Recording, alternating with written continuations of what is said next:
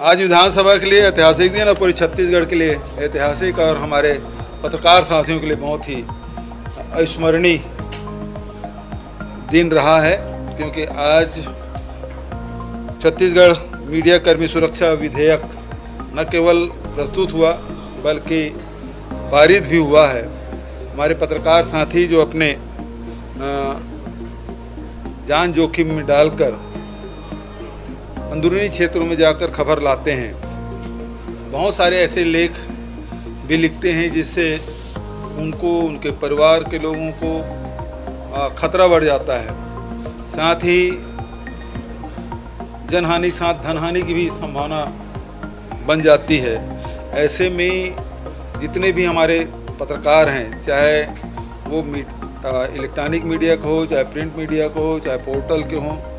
सभी साथियों के जो ऑफिस में जो काम करते हैं वो भी और जो गांव में काम करते हैं उनके लिए भी न केवल अधिमान्यता पत्र जारी करने का बल्कि उसे रजिस्ट्रेशन कराने की, जिसको अधिमान्यता पत्र नहीं है, और कोई प्रेस यदि कहता है कि हमारे साथ में हैं और जो लगातार उसमें 6 महीने के अंदर में 3 लेख लिखे हों या स्टोरी की हों, ऐसे लोग हैं जिसको इस सुरक्षा मीडिया कर्मी सुरक्षा कानून के दायरे में लाया गया है ताकि पत्रकारों के सुरक्षा हो सके। जे उनके साथ कोई शासकीय कर्मचारी यदि दुर्व्यवहार करते हैं या फिर उनकी शिकायत के लिए भी एक समिति बनी है जिसको बहुत अधिकार संपन्न बनाया गया है, तो प्रदेश स्तर पे होगा और उसमें पत्रकार भी होंगे, उसमें अधिकारीगण भी होंगे। तो वो सब मिल के 6 लोगों की समिति बनेगी जिसके माध्यम से उसे सुनवाई की जा सकेगी और आवश्यक निर्देश भी दे सकेंगे और दंड भी का प्रावधान है। यदि उससे संतुष्ट नहीं होते तो अपील की भी प्रावधान रखा गया है। लेकिन यदि कोई गलत शिकायत करता है तो उसके भी उसमें दंड के प्रावधान रखे गए हैं। तो इस प्रकार से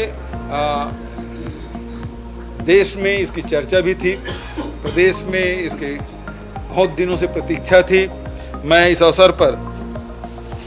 जस्टिस आफ्ताब आलम जी, सुप्रीम कोर्ट के सेवानिवृत्त न्यायाधीश आफ्ताब आलम जी की अध्यक्षता में एक प्रारूप समिति बनी थी जिसके सदस्य न्यायमूर्ति सेवानिवृत्त श्रीमती अंजना प्रकाश जी, उच्चतम न्यायालय के वरिष्ठ अधिवक्ता श्री राजू रामचंद्रन जी, वरिष्ठ पत्रकार आज हमारे बीच में नहीं हैं ललित सुरजन जी, श्री प्रकाश दुबे जी, मेरे सलाहकार रुचिर गर्ग जी, महाधिवक्ता विधि विभाग के प्रमुख सचिव, पुलिस महानिदेशक,